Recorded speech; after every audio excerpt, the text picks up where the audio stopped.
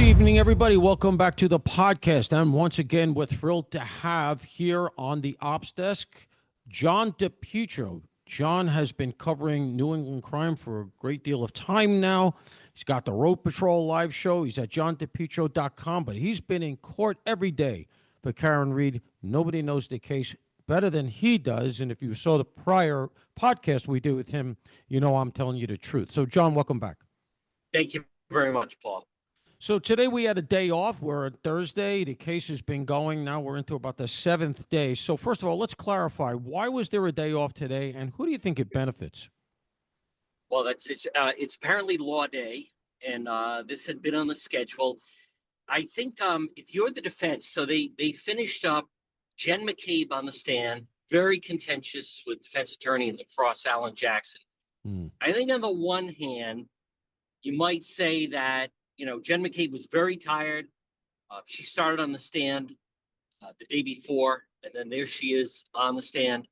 And you might be able to say that they kind of worn her down and come right back. But part of me wonders if the defense needed a little extra time to prepare, because, Paul, I just don't think this Alan Jackson cross of Jen McCabe, it's not going the way they thought it was. And I've also heard, there's definitely some feelings in the Reed camp that now last spring, the first trial, this was very contentious and it went back and forth, and he's attacking Jen McCabe, Alan Jackson, the defense attorney for Karen Reed, and almost accusing her as like a suspect. She felt like she was under attack. She was giving it back to him. But this time around, she's had a very soft demeanor. She's a little, you go through it, you get better. She's prepared. She's relaxed. And I wonder, right now, they seem to be at a crossroads of what do they do about this? I'm hearing that the Reed family, especially Mr. Reed, he's kind of putting subtle pressure that he expects Alan Jackson to leave it all out on the field and really go after an attacking fashion. But it's a different dynamic than it was last spring. And I can't emphasize enough, Paul, Jen McCabe, we've seen very polished, very calm. Keep in mind, this is a small courtroom. She is so close to the jury. She's doing a very good job just talking to the jury. Even when Alan Jackson starts to go through some of his theatrics, she's maintained her composure. All in all, everyone's mentioning how Jen McCabe just seems to be taking a much softer approach. She really seems to be holding up. Now, are they done with her, or are we going to see her again tomorrow? That is Friday. She's going to be back. Alan Jackson, the defense attorney, told Judge Cannoni he needed about 90 minutes to 2 more hours with Jen McCabe, because keep in mind, they haven't even approached the Google search yet. Right. They've gotten into a lot of different elements of it. Hank Brennan said he probably needed 20 minutes after that. I would imagine Jackson may want, recross on that. But I also just want to set the table, Paul, for people that are new to the case or following why Jen McCabe is such an important witness. And she is an important witness. And she's one of, if maybe the most important witness, is because she was there that night at the waterfall. Right. She clapped. They played the video. She clapped when John O'Keefe and Karen Reed came in. They didn't use that last time. It was very effective in the courtroom. She was the last person. They were going to the after party. She gave them directions. They were, on speaker in Karen's car as she was driving that Lexus SUV. Here's where things really changed for Jennifer McCabe. The next morning, Paul, Karen Reed called her. Karen Reed said to Jen McCabe, I left him at the waterfall. I don't know what happened to him. It was Jen McCabe that said, no, Karen, I saw your SUV out in front of the house. That immediately alerted. Has that come Karen out yet? Reed. That has come out. Yep. She said I saw it.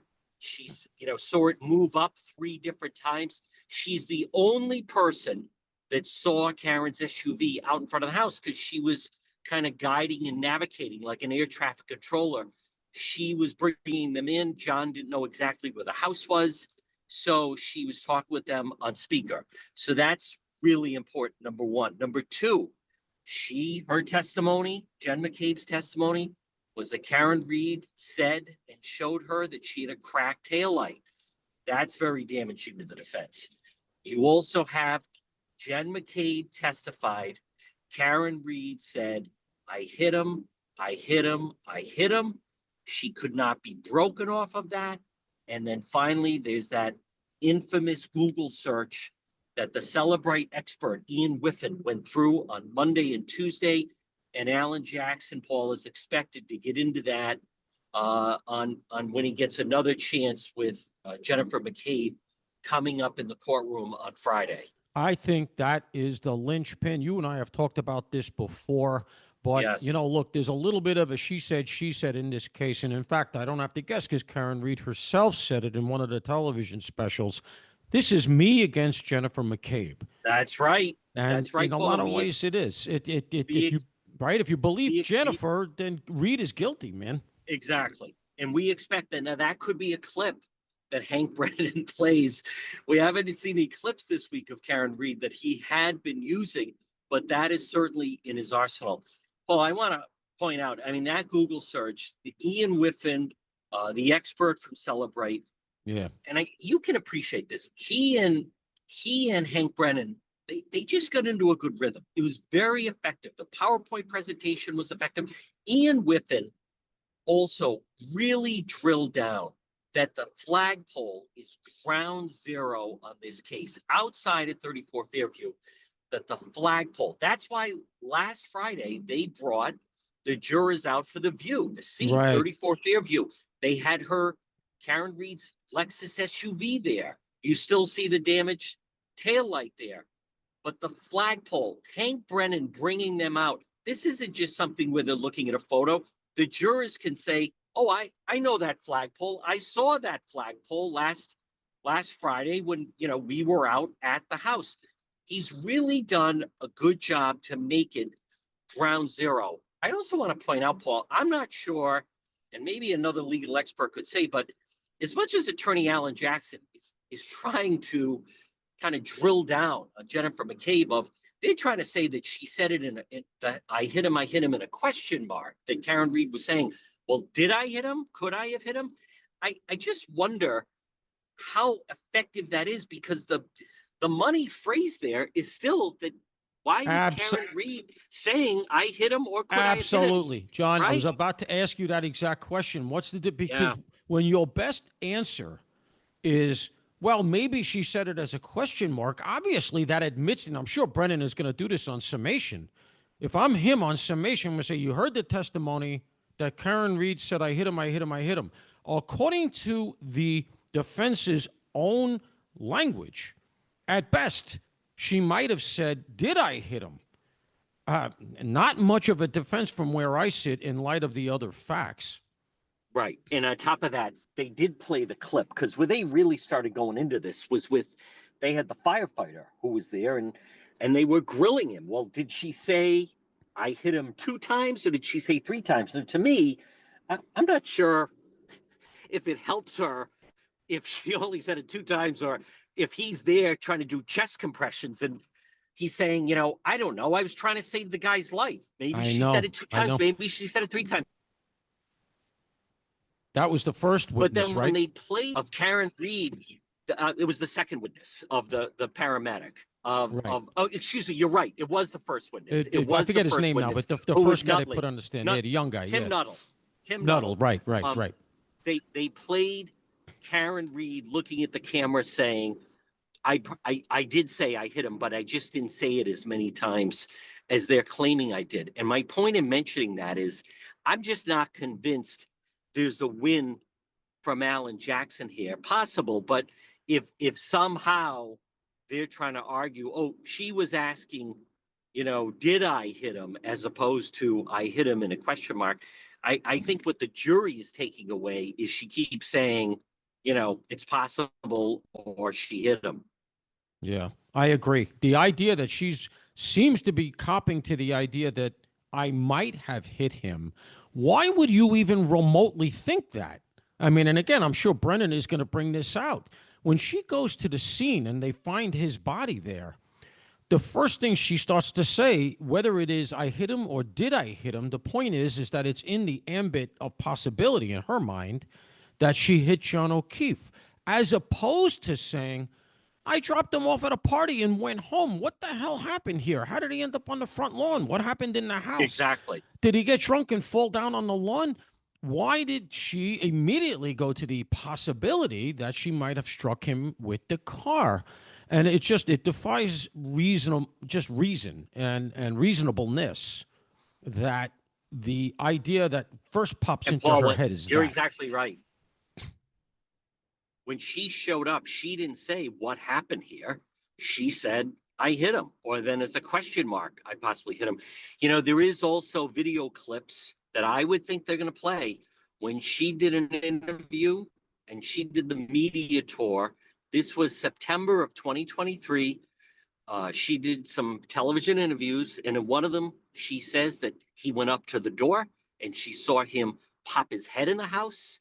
And then she Right. gives a similar story that she saw him walking up. But I agree with you. What was really striking that I think the Commonwealth can use here is if you did see him go up, you wouldn't be saying, could I hit it? You couldn't even, if we gave her benefit of the doubt and she wasn't a question mark, I don't know who to be asking if it's possible if you hit him. So they have that in the bank.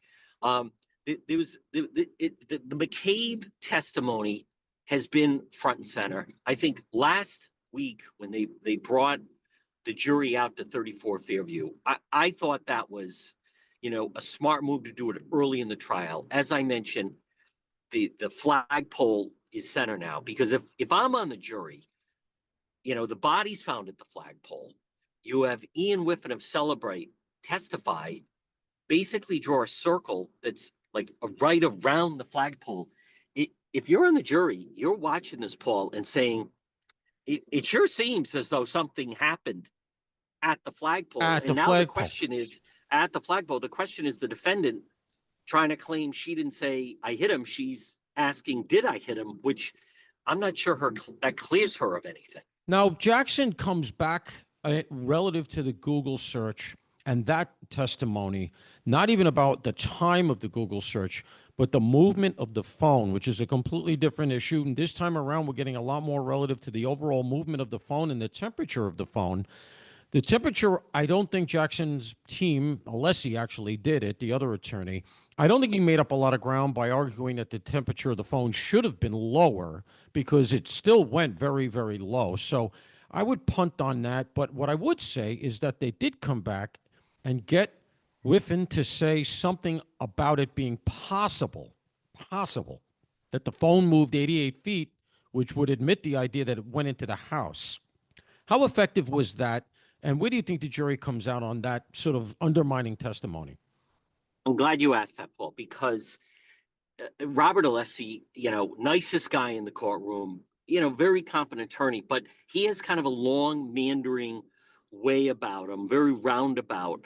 I don't think the jury absorbed it. There's two very compelling figures in the courtroom. One is obviously defense attorney Alan Jackson, but also Hank Brennan. And Right. the problem to me, you had Adam Lally get up and did direct on someone. And there's nothing against Adam Lally. He's a very smart attorney, but he doesn't have quite the skill set. You have two exceptional attorneys that are battling it out. And the problem I find for some of the other attorneys is when they get up, it's on display that they're just not as dynamic as the other two. Right. So Right. because of Alisi, I just don't think they absorbed it. And Brennan brought out, if you go through, that it went in the house, even at that, it would have been, all of 4 seconds. I found that the Hank Brennan, Ian Whiffen exchange, the expert from Celebrate, I just think it was like a pit. They were just in a good rhythm, and they Right. were, Ian Whiffen, Paul, just he's got the British accent, and he's the expert. Right. He's the expert. I mean, when it came out that Richard Green, a defense expert, had actually called him trying to ask about the timestamp with the Google search and so forth. To me, if I'm sitting there, I thought Brennan and Whiffen I was watching the jury. They just made it very easy to understand with their PowerPoint presentation. And I also want to mention it was very emotional for the John O'Keefe's family, Paul, as they're watching. It was like a video game of you're watching the phone. They have it traveling all the way to Yeah. 34 Fairview, and that's his phone. That's when he was last alive. And Yeah. Yeah. the Peg O'Keefe is in the courtroom, and his Yeah. family's in the courtroom. His It's like a dad was in the ghost. courtroom. It's a ghost of their son. Exactly. Yes. Yeah. Like Yeah. there it is. There's John. I thought, Brennan, they did a very good job of nailing it down at the flagpole. And then they keep talking about the flagpole. And in the course of a long trial where there's different things that people don't exactly remember because there's so much information, I viewed that as one of those moments that people remember. Right. You And want to if stick I it then in people's minds. Right. yeah, Right. if I could just provide an example, when I covered the Aaron Hernandez trial, there was a lot of different testimony and so forth. But when Robert Kraft, the owner of the Patriots, testified, and I saw him come into court, I had interviewed him before. We had pleasantries outside. But when he said that he pulled Aaron Hernandez out of the weight room when he was at Gillette Stadium, and Aaron Hernandez said to Robert Kraft, I was in a club when that guy was killed. It was very obvious to the jury. How would he know what time Odin Lloyd had been killed? Because we hadn't learned that at that time. And Robert Right. Kraft, that was the information wasn't public. So the jury afterwards, it really stuck out to them that Yeah. it was Yeah. just that exchange between Aaron Hernandez and Robert Kraft. And I think we're seeing some of those moments right now. Sure, sure. That happens in any trial, especially a lengthy trial. There are going to be salient moments that are very compelling. Look, at the end of the day, jurors are human beings, and certain things are going to really lodge in their heads. Let me ask you about the Google demonstration. In addition to Yes. the PowerPoint, did they do a demo of how the Google stuff works? Yes, they did, as a matter of fact. And it was pretty simple. You know what else, Paul? And I'm not sure how many other people have reported this, but this is now we're not supposed to put out information, describing jurors too much. But I'll just say this, and I think people understand it. There's a number of the bulk of the jury would be somewhat tech savvy. And I want to Mm. provide a roundabout excuse. Well, one of my children, but I think a lot of parents could relate if you're having a problem, technology, iPad, iPhone, computer. Yeah, you give it to We your we kids. Yeah, you right, get right. the kids, you get Right, the of kids. course. So you don't you have people on the jury who would absolutely be able to relate to Safari, Google searches, phones. You don't have. This is a jury, unlike last time, that would be more comfortable with a lot of the tech talk, so to speak, Got it. regarding the phone and the searches. Let me tell you, that is, to me, as you and I have talked about, a lot of this, as I said, is a she said, she said. There's going to be a lot more stuff coming out. We're going to have the dog issue. We're going to have the light. We're going to have DNA. We're going to have dog DNA or pork DNA. No, it's not there, et cetera. All of these other tangential issues, we talked about them last time.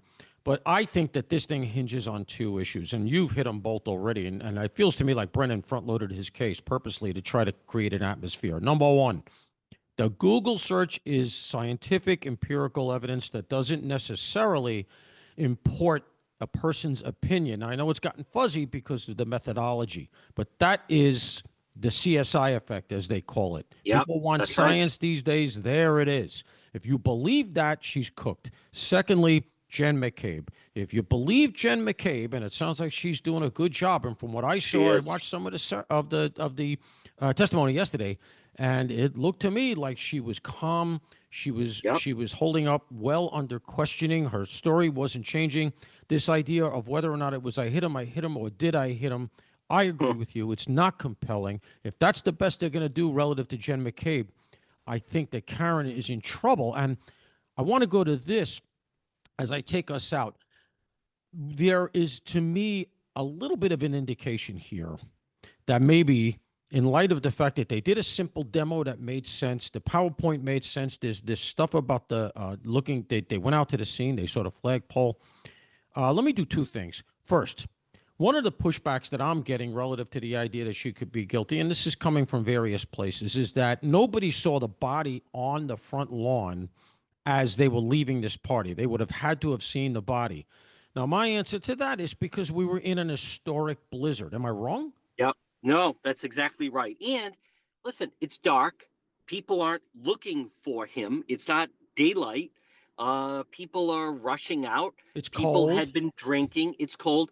There's a lot of shadows from where it was by the flagpole. Everyone on that street and Brian Albert and his family, everyone has an acre of property. So Right. people need to understand we're not talking about a neighborhood, in Larchmont or in Queens or something. You're talking about where there's extensive, there's trees, there's shadows, there's Right. snow coming down, and no one is looking for it. Yeah, So you head down. It's windy. It's a historic blizzard. Plus, as I yeah, understand it, the driveway is on the is on one it side of the is. house in the front, but the flagpole's on the other. So you're on one Exactly. side of the house of a fairly big property. It's snowing. It's cold. The body's already probably covered in snow.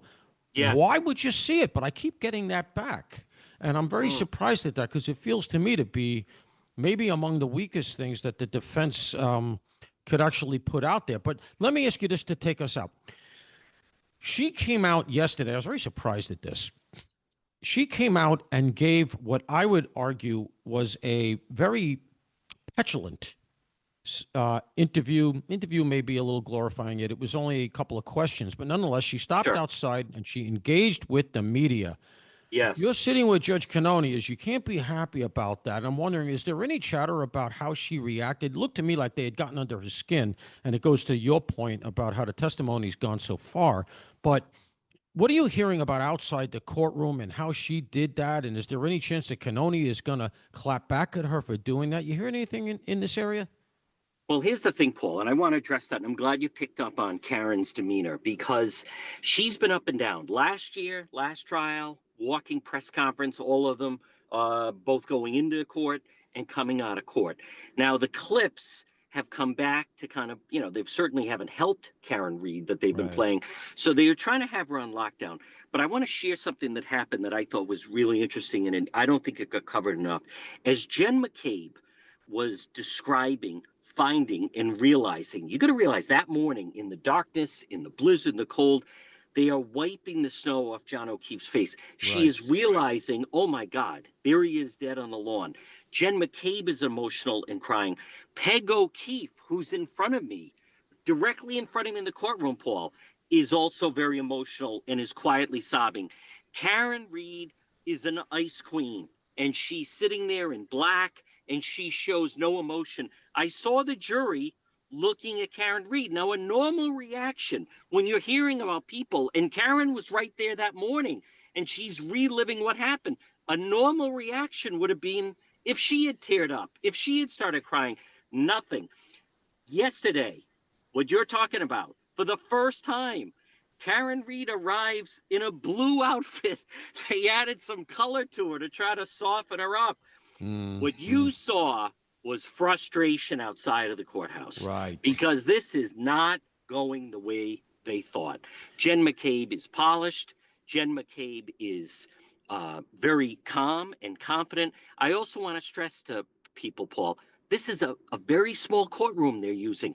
Jen McCabe, if you were at a dinner table, she could pass the potatoes to the first juror. That's how close Oh, the wow. juror is sitting to her. Yeah, you don't get a She, sense of that from the video. you Wow. don't. She is talking to the jury. And when Alan Jackson started going off about grand jury testimony, which I don't think the jurors absorb, and he's going on and on about did you or did you not, she's calmly looking at the jury and she is just echoing, I know as clear as day, she said, I hit him, I hit him, I hit him.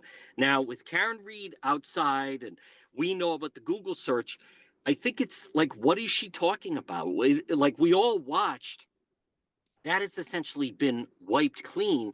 If Karen Reed is still saying Jen McCabe is a liar and so forth, what I'm telling you is that has not translated with the jury. That has not Mm. translated with the jury. And Alan Jackson, Paul, even said to her, did someone tell you to come off with a more soft approach? And, Jen McCabe said no. She's a soccer mom. They're using the word mom a lot, which Jen McCabe Yeah. is. Yeah, She she's has got like four what? Four? daughters. She got four daughters. Yeah, Four yeah, daughters she's and going to very commit a active. homicide? And Come on. yeah, well, that's the other thing I just want to also point out. Even if the whole business with the Google search, Paul, as Jen McCabe was saying, people have to realize the homeowner, that's where Brian Albert, that's where her brother-in-law is. That's her sister Nicole lives there. The idea of the Google search, the defense is not even fighting that she was looking at these different travel basketball teams that her kids were part of. So at 2:27, as Jen McCabe is at home and she's flipping through these different travel youth basketball teams, she also happens to casually look and say, I wonder how much longer until my friend John O'Keefe is actually going to freeze to death Right. on my brother and sister and my sister's lawn. Just common sense. It just doesn't fit. And lastly and finally, I just think if you're on the jury, and I know people can say, can't judge a book by its cover, but if you're looking at Jen McCabe, I think the jury has found her very believable. She's kept her composure. Um, I just don't think the defense sold it that this is someone in the midst of a murder conspiracy. I got to agree with you so far. I've been watching what I can, but I got a pretty good feel for it. And I've been watching her demeanor. And especially when you're telling me they're so close to the jury that she's sitting there. A lot of people say Karen Reed's getting the benefit of the doubt because the people in the jury box see Karen Reed. They recognize the kind of person they've known their whole lives up there in Massachusetts. This is a neighbor, a friend, a sister, girlfriend, etc. Yeah, sure. But that also applies to Jen McCabe. And if you Excellent. look at this Yes. case in a binary sense, the way Karen Reed has, which is it's her against Jen McCabe, you got to say to yourself, of the two, I find Jen McCabe to be a much, much more compelling figure. And I think that that's bad news for Karen Reed. But that said, you only need one and you only need reasonable doubt. Take us out with the following. What are we expecting tomorrow? I know we're going to finish up with Jen McCabe. Is there any indication of who's coming next? That's a good question. We don't know. Who obviously Hank Brennan, it's a Friday, so you'd like to kind of come up with someone strong, maybe an expert to bring the jury into the weekend. I think, Paul, the big question is the Karen Reed supporters, they were expecting fireworks with Jen McCabe. And Right. Alan Jackson could, and I think he's actually kind of made the right decision. He just hasn't brought it the way he did last spring. So I think the Google search is going to tell us a lot. And the question is Alan Jackson just going to go to the mat and just try to accuse her of being a murderer, which I think would be a tremendous reach at this point? Um, that's the big question. And I also just want to put the context, and this is important. The last trial, when they talked about the Google search, we had not heard from the Celebrite expert yet.